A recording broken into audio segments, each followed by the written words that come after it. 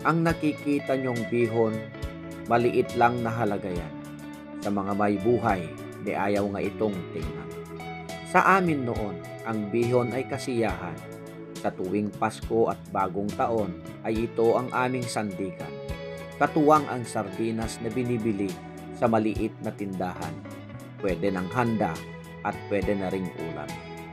Masisisi niyo ba ako ngayon kung bakit ito ang ginagawa ko?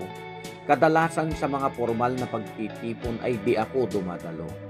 Dahil hanggang ngayon ay ramdam na ramdam ko, hindi ako kabilang sa mga taong may pangalan sa estado.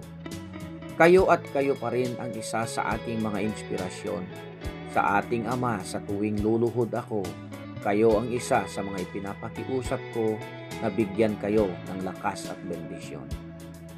Oo, napagdaanan ko ang buhay na walang-wala.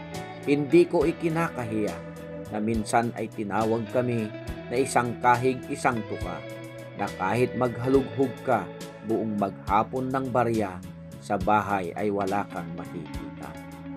Sa mga iba ay napakadaling magsabi, napakaliit na bagay ay di man lang magawan ng paraan.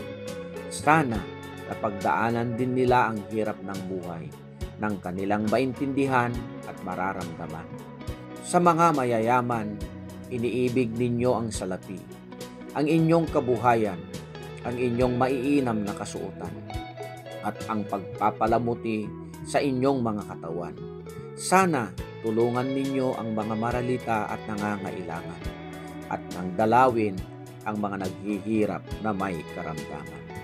Sa Mateo 25 verse 40, ang sabi doon, kung ano ang iyong ginawa sa iyong kapwa, ay sa akin mo rin ito ginawa. Ulitek, kadagiti makisiksik ka makiraraep, da kayo iigang ken inspirasyon ko, nga agtultuloy nga agserbi aging ganat kabaela.